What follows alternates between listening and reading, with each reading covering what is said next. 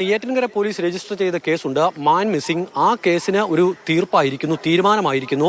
ഈ അറയ്ക്കുള്ളിൽ ആളുണ്ട് എന്ന് സ്ഥിരീകരിച്ചതോടെ അതിന് തീർപ്പായിരിക്കുന്നു. പിന്നീട് എങ്ങനെയാണ് ഈ ആൾ അവിടേക്ക് എത്തിയത്, എങ്ങനെയാണ് മരണം സംഭവിച്ചത്, ഈ കാര്യങ്ങൾക്ക് ഇനിയും വ്യക്തത വരേണ്ടതുണ്ട്. അതിന് പോസ്റ്റ്മോർട്ടം റിപ്പോർട്ട് കൂടിയേ തീരൂ. പരിശോധനകൾ ഇപ്പോഴും പുരോഗമിക്കുകയാണ്. ഈ അറയിൽ ജിബിനത് അവിടെ ഇരിക്കുകയാണ് എന്ന് പറയുന്നു. അപ്പോൾ ഇവർ മക്കൾ പറയുന്നത് പോലെ അവിടെ പോയി സമാധിയിരുന്നു എന്നുള്ള തരത്തിൽ അവിടെ ഇരിക്കുകയാണ്. പക്ഷെ അത് അവിടേക്ക് എങ്ങനെ എത്തിയെന്നും അവിടെ എങ്ങനെ ഇരുന്നു എന്നും എങ്ങനെ മരണം സംഭവിച്ചതെന്നോ കാര്യത്തിൽ ഇനിയും വ്യക്തത വരേണ്ടതുണ്ട്. അതായത് പോസ്റ്റ്മോർട്ടം റിപ്പോർട്ടിൽ ശ്വാസം മുട്ടിയാണ് മരണമെന്ന് കണ്ടിട്ടുണ്ടെങ്കിൽ ഈ കാര്യങ്ങളെല്ലാം മാറി മറിയുന്ന അവസ്ഥയുണ്ടാകും. നിലവിൽ അവിടെ ഇരിപ്പുണ്ട് എന്നുള്ള കാര്യത്തിൽ മാത്രം സ്ഥിരീകരണം ഉണ്ടാവുകയാണ്. ബാക്കി സംശയങ്ങളെല്ലാം ഇനിയും ദൂരീകരിക്കപ്പെടണം. കുടുംബത്തിന്റെ ഭാഗത്ത് നിലവിലും ഒരു പ്രതീക്ഷയൊന്നുമില്ല. ജിബിനിപ്പോൾ അവിടെ പോയി വന്നതാണ്, കാര്യമായ പ്രതിഷേധമൊന്നും ഉണ്ടാകില്ല എന്ന് തന്നെയാണല്ലേ? അതായത് കുടുംബത്തിന്റെ ഭാഗത്ത് നിന്ന് ഇന്നലെ പറഞ്ഞതുപോലെയുള്ള ഒരു പ്രതിഷേധം ഒന്നും ഉണ്ടാകില്ല എന്ന് തന്നെ നമുക്ക് മനസ്സിലാക്കാൻ സാധിക്കും. കാരണം ഇതുവരെയും ഈ ഒരു പോസ്റ്റ്മോർട്ടം, അതായത് ഈ ഗോപൻ സ്വാമിയുടെ സമാധി കല്ലറ പൊളിക്കുന്ന ആ ഒരു സാഹചര്യത്തിൽ അതിന്റെ ശബ്ദം വീട്ടിൽ ഉണ്ടായിരുന്നാലും, കാരണം വീടും ഈ ഒരു കല്ലറയിൽ ഏകദേശം ഒരു 50 മീറ്റർ മാത്രമേ വ്യത്യാസമുള്ളൂ. ഇത്രയും ഏകദേശം 100 മീറ്റർ പുറത്ത് നിൽക്കുന്ന നമുക്ക് പോലും അതിന്റെ ശബ്ദമൊക്കെ തന്നെ വളരെ ക്ലിയർ ആയിട്ട് കേൾക്കാൻ സാധിക്കും. പക്ഷേ ഈ ഒരു കല്ലറ പൊളിക്കുന്നു എന്നുള്ള കാര്യം എന്തായിരുന്നാലും കുടുംബത്തിന് കൃത്യമായി മനസ്സിലായിട്ടുണ്ട്. അതിന്റെ ശബ്ദമൊക്കെ തന്നെ വീട്ടുകാർക്ക് കേൾക്കുകയും ചെയ്യാം. അപ്പോൾ ആ ഒരു സമയത്ത് പോലും കുടുംബത്തിന്റെ ഭാഗത്ത് നിന്ന് ഇതുവരെയും യാതൊരുവിധ പ്രതിഷേധം ഉണ്ടായിട്ടില്ല. ഈ വീട്ടിന്റെ പരിസരത്തൊക്കെ തന്നെ പോലീസിന്റെ ഭാഗത്തുനിന്ന് വലിയ രീതിയിലുള്ള സുരക്ഷാ ക്രമീകരണങ്ങളാണ് ഒരുക്കിയിട്ടുള്ളത്. അവർ യാതൊരു കാരണവശാലും പുറത്തേക്ക് ഇറങ്ങിക്കൊണ്ട് ഈ നടപടിക്രമങ്ങൾ, അതായത് ഈ കല്ലറ പൊളിക്കുന്ന നടപടിക്രമങ്ങൾ അവരുടെ ഭാഗത്തുനിന്ന് തടസ്സപ്പെടുത്താതിരിക്കാൻ വേണ്ടിയിട്ടുള്ള ക്രമീകരണങ്ങളൊക്കെ തന്നെ പോലീസ് ചെയ്തിട്ടുണ്ട്. എന്തായാലും ഈ ആദ്യ ദിവസം മുതൽ തന്നെ, കഴിഞ്ഞ വ്യാഴാഴ്ച മുതൽ തന്നെ കുടുംബം പറയുന്ന ഒരു കാര്യമുണ്ട്. അച്ഛൻ രാവിലെ 11 മണിയോടുകൂടി ഈ രാവിലെയുള്ള മരുന്നുകൾ, പ്രഷറിന്റെയും കൊളസ്ട്രോളിന്റെയും ഒക്കെ തന്നെ ഗുളികകളും കഴിച്ച, കഞ്ഞിയും കുടിച്ച, ആഹാരവും കഴിച്ച് അതിനുശേഷം ഇൻസുലിൻ ഉൾപ്പെടെ എടുത്തതിന് ശേഷം അച്ഛൻ നടന്നു വന്ന ഈ അരയാലിന്റെ മൂട്ടിൽ ഇരിക്കുകയായിരുന്നു. അദ്ദേഹം സ്ഥിരമായി യോഗയും അതുപോലെ തന്നെ മറ്റു കാര്യങ്ങളൊക്കെ തന്നെ, പൂജകളൊക്കെ തന്നെ ചെയ്യുന്ന ഒരു സ്ഥലമാണ്. അവിടെ വന്ന് അച്ഛൻ ഇരിക്കുകയായിരുന്നു. അത് സമാധിയാകാൻ പോകുന്നു എന്ന് അമ്മയോട് പറഞ്ഞതിന് ശേഷം അച്ഛൻ അവിടേക്ക് വന്ന് ഇരിക്കുകയായിരുന്നു എന്നാണ് ഈ ഗോപൻ സ്വാമിയുടെ മക്കളൊക്കെ തന്നെ, സനന്ദനും രാജസേനും അമ്മ ഉൾപ്പെടെയുള്ളവരൊക്കെ തന്നെ ആദ്യ ദിവസം മുതൽ പറയുന്നത്. ഏകദേശം അങ്ങനെയാണെങ്കിൽ പോലും ഈ ഗോപൻ സ്വാമി വന്ന് ഇവിടെ സ്വമേധയാ ഇരുന്നതാണ് എന്നാണ് കുടുംബം പറയുന്നത്. എന്തായാലും ഈ ഒരു മൃതദേഹം ഇപ്പോൾ കല്ലറയ്ക്കകത്ത് നിന്ന് കണ്ടെത്തിയിരിക്കുന്നത് ഈ ഒരു ഇരുന്ന അവസ്ഥയിൽ തന്നെയാണ്. പക്ഷേ ഇതിലും ഇനിയും സംശയങ്ങളുണ്ട്. കാരണം കുടുംബം പറയുന്നത് പോലെ ഈ നാട്ടുകാരൊക്കെ തന്നെ ആദ്യ ദിവസം മുതൽ ഉള്ള അവരുടെ ഒരു ആശങ്കയുണ്ട്. കാരണം ഗോപൻ സ്വാമി 2020 മുതൽ ഒരു കിടപ്പ് രോഗിയാണ്. അദ്ദേഹത്തിന് സ്വന്തമായി ഒറ്റയ്ക്ക് നടന്നു പോകാൻ സാധിക്കില്ല. വളരെയധികം രോഗങ്ങൾക്ക് അദ്ദേഹം അടിമയാണ്. 2 ദിവസം മുമ്പ് ഈ ഒരു സംഭവത്തിന് 2 ദിവസം മുമ്പ് അയൽക്കാരും അടുത്ത ബന്ധുക്കളൊക്കെ തന്നെ വന്ന് കണ്ട സമയത്ത് ഗോപൻ സ്വാമി ഒരു കിടപ്പ് രോഗിയാണ്, അദ്ദേഹത്തിന് ഒരു കാരണവശാലും ഇറങ്ങി ഇത്രയും ദൂരേക്ക് വരാൻ സാധിക്കില്ല എന്ന് പറയുന്നുണ്ട്. അപ്പോൾ ഗോപൻ സ്വാമി ഒറ്റയ്ക്ക് ഇവിടെ വന്ന് സമാധി ഇരുന്നതാണോ എന്നുള്ള ഒരു കാര്യത്തിലൊക്കെ തന്നെ ഇനി വ്യക്തത വരേണ്ടതുണ്ട്.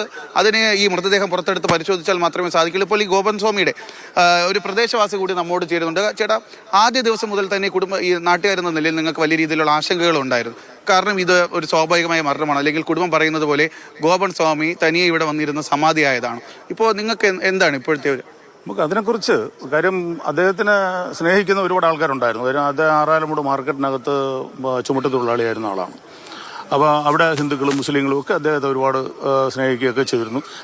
രണ്ട് ഭാഗവും കാണാം, സ്നേഹവും കാണാം, വിരോധവും കാണാം. അത് സാധാരണ ഒരു മനുഷ്യനുണ്ടാകുന്നത് സ്വാഭാവികതയാണ്.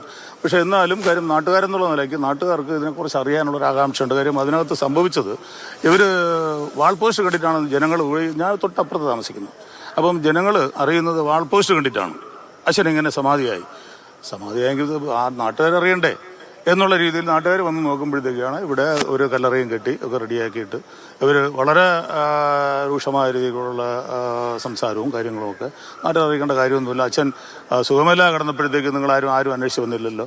ഒരു മനുഷ്യൻ സുഖമില്ല കിടക്കുമ്പോഴത്തേക്ക് വന്നില്ല എന്നുള്ളതല്ല പ്രശ്നം. പക്ഷേ അയാൾ മരണപ്പെട്ട് കഴിഞ്ഞാൽ പിന്നെ അയാളെ കാണാനും അത് നോക്കാനും ഒക്കെ ഉള്ള ഒരു അവകാശം നാട്ടുകാരെന്നുള്ളതിലൊക്കെ ഉണ്ട്. അത് പറഞ്ഞപ്പോഴത്തേക്ക് അച്ഛൻ പറഞ്ഞു ആരെയും കാണിക്കണ്ട. അപ്പം നമ്മൾ ചോദിച്ചൊറ്റ ചോദ്യമേ ഉള്ളൂ, നിങ്ങൾ കാര്യം ചെയ്യാത്തെന്താ? അങ്ങനെയാണെങ്കിൽ നിങ്ങൾ ഇത് അതിൻ്റെ ഒരു ഫോട്ടോ എടുക്കുകയോ അല്ലെങ്കിൽ ഒരു ഡോക്ടറെ വിളിച്ചത് കൺഫേം ചെയ്യുകയോ, മരണം കൺഫേം ചെയ്യുകയോ, അല്ലെങ്കിൽ നാട്ടുകാരെ വിളിച്ചിട്ട് ഇങ്ങനെയാണ് അച്ഛൻ ഇങ്ങനെ പറഞ്ഞിട്ടുണ്ട്, അതുകൊണ്ട് നമുക്ക് കാണിക്കാമെന്ന് പറഞ്ഞില്ല, നിങ്ങളൊന്ന് ജസ്റ്റ് ഒന്ന് കണ്ടോളൂ, പൊക്കോളൂ, ബാക്കിയുള്ള ചടങ്ങുകളൊക്കെ ഞങ്ങൾ ചെയ്യും എന്ന് പറഞ്ഞിരുന്നെങ്കിൽ ഒരു പ്രശ്നമില്ലായിരുന്നല്ലോ. അങ്ങനെയൊന്നും ചെയ്യാനും നോക്കില്ല. നിങ്ങളാരും ഞങ്ങളാരും സഹായിച്ചിട്ടില്ല, അതിൻ്റെ ആവശ്യമില്ല എന്ന് പറഞ്ഞ് അവർ ഒഴിവാക്കുകയാണ് ചെയ്തത്. അങ്ങനെ വന്നപ്പോഴത്തേക്കാണ് പിന്നെ ഇവിടെ കൂടിയ നാട്ടുകാരെല്ലാം, അന്ന് ഞാനില്ലായിരുന്നു, കൂടിയവരെല്ലാവരുമായിട്ട് ചേർന്ന് ഒരു പെറ്റീഷൻ കൊടുത്തു. ഇങ്ങനെയാണ് കാണാനില്ല, മാൻ മിസ്സിങ്ങിന് വേണ്ടി പെറ്റീഷൻ കൊടുത്തു. അങ്ങനെയാണ് പിന്നെ ഈ പ്രശ്നങ്ങളൊക്കെ തുടങ്ങിയതും ഒക്കെ. ഈ ആദ്യ ദിവസം മുതൽ തന്നെ കുറച്ച് നാട്ടുകാരും അതുപോലെ തന്നെ ഇവരുടെ അടുത്ത ബന്ധുക്കളൊക്കെ പറയുന്ന ഒരു കാര്യമുണ്ട്. ഗോപൻ സ്വാമി കുറച്ച് നാളുകളായി കിടക്കുന്ന രോഗിയാണ്. അദ്ദേഹത്തിന് ഒറ്റയ്ക്ക് ഈ കുടുംബം പറയുന്നത് പോലെ എണീറ്റ് വന്ന ഈ ഒരു സമാധി എന്ന് പറയുന്ന ആ കല്ലറ, കോൺക്രീറ്റ് കല്ലറയുടെ അവിടേക്ക് എത്താൻ സാധിക്കില്ല എന്ന് പലരും അഭിപ്രായം പറയുന്നുണ്ടായിരുന്നു. ഗോപൻ സ്വാമി അങ്ങനെ ഒരു കിടപ്പ് രോഗിയായിരുന്നു. 2 വർഷമായിട്ട് അദ്ദേഹത്തെ പുറത്ത് കാണാനില്ല. കിടപ്പ് രോഗിയായിരുന്നു. അദ്ദേഹം ഇൻസുലിനും കാര്യങ്ങളൊക്കെ എടുക്കുന്ന ഒരു രോഗി കിടപ്പായിരുന്നാണ് അറിഞ്ഞത്. കാര്യം ആരെയും അങ്ങോട്ട് കയറ്റില്ല, കാണാനും എടുക്കാനും ആരെയും കയറ്റില്ല. ക്ഷേത്രത്തിൽ പോലും ദർശനത്തിന് പോലും ആരെയും അനുവദിക്കാറില്ല. അപ്പോൾ അങ്ങനെ വരുമ്പോഴത്തേക്ക് പിന്നെ എങ്ങനെ അദ്ദേഹത്തെ കാണാൻ വേണ്ടി പോകുന്ന വീടിനകത്ത് കയറാൻ പറ്റില്ല. ഇപ്പം തന്നെ നിങ്ങൾ കണ്ടതാണ് കാര്യം, അവരുടെ ഒരു നിലപാട് നമ്മളെല്ലാവരും കണ്ടതാണ്. അപ്പം അതിങ്ങനെ ആളെ കൂടിയതുകൊണ്ടുള്ള ആ ഒരു മാനസിക പ്രയാസമായിരിക്കണം. അപ്പം അതുകൊണ്ട് കാണാനൊന്നും പറ്റും. പക്ഷെ പറഞ്ഞറിവാണ് 2 വർഷമായിട്ട് അദ്ദേഹത്തിന് പുറത്ത് കാണാനില്ലെന്നുള്ള സത്യമാണ്. ഈ മറ്റൊരു കാര്യം എന്ന് പറയുന്നത് ഈ കുടുംബത്തിന്റെ പ്രതികരണം ആദ്യ ദിവസം മുതൽ കഴിഞ്ഞ വ്യാഴാഴ്ച മുതൽ നമ്മൾ ചോദിക്കുമ്പോഴൊക്കെ അവർ വലിയ രീതിയിൽ മതവികാരം വ്രണപ്പെടുത്തുന്നു. ഈ നാട്ടിൽ മതസൗഹാർദ്ദത ഇല്ല എന്ന തരത്തിലാണ് പ്രതികരണം പറയുന്നത്. പക്ഷേ ഇന്നലെ നാട്ടുകാരൊക്കെ തന്നെ അത് തള്ളിപ്പറയുന്ന ഒരു സാഹചര്യമുണ്ട്. ഈ നാട്ടിൽ അത്തരത്തിലൊരു പ്രശ്നമില്ല. ഇവിടെയുള്ളത് അവർക്കൊരു ആശങ്കയുണ്ട്. ഈ ഗോപൻ സ്വാമിയുടെ മരണം എങ്ങനെയാണ്, കുടുംബം പറയുന്നത് പോലെ സമാധിയായതാണോ അല്ല എന്നുണ്ടെങ്കിൽ ഈ മരണത്തിൽ എന്തെങ്കിലും അസ്വാഭാവികത ഉണ്ടോ എന്നുള്ള ഒരു ആശങ്കകൾ പരിഹരിക്കണമെന്നാണ് നാട്ടുകാർ പറയുന്നത്. അങ്ങനെയാണ് ഈ നാട്ടിൽ അത്തരത്തിലുള്ള പ്രശ്നങ്ങളൊന്നും ഇല്ല. ഒന്നുമില്ല, ഒരു പ്രശ്നമില്ല. കാര്യം വെച്ചാൽ അത് ആദ്യമേ ഞാൻ പറഞ്ഞല്ലോ. കാര്യം വെച്ചാൽ ഇദ്ദേഹം ഒരു ചുമട്ടുതൊഴിലാളിയായിരുന്നു ആറാലുമൂട് മാർക്കറ്റിൽ. അവിടെ ആ ഭാഗത്ത് കുറച്ച് മുസ്ലിംസ് ഒക്കെ താമസമുണ്ട്. അവരുമായിട്ടൊക്കെ നല്ല ബന്ധത്തിലായിരുന്നു. നല്ല ബന്ധം ഉണ്ടായിരുന്നു, മോശം ബന്ധം ഉണ്ടായിരുന്നിരിക്കണം. അപ്പോൾ ഇവിടെ അങ്ങനെ ഒരു ഹിന്ദു മുസ്ലിം ഒരു പ്രശ്നമേ ഇല്ല. ഒരു പ്രശ്നമുള്ള ഏരിയ അല്ല. ഒരു പ്രശ്നം ഉണ്ടാക്കാതിരുന്നാൽ മതി. ഒരു പ്രശ്നം പണ്ടൊരു പ്രശ്നം ഉണ്ടായിട്ടുണ്ട്, അത് വേറെ. അതൊക്കെ കഴിഞ്ഞു പോയിട്ട് എത്രയോ വർഷങ്ങളായി. അതല്ല, ഇപ്പം അങ്ങനെ ഒരു പ്രശ്നമേ ഇല്ല. നാട്ടുകാരെന്നുള്ള നിലയ്ക്ക് അവർക്കും, ഞങ്ങൾ ഹിന്ദുക്കളാണ്, അപ്പം അവർ മുസ്ലിംസാണ്, അവർക്കും ഇത് അറിയണമെന്നുള്ള ആഗ്രഹം കാണില്ല. കാര്യം വെച്ചാൽ അവരെ കൂടെ ഒരുമിച്ച് ജോലി ചെയ്തുകൊണ്ടിരുന്ന ആളാണ്.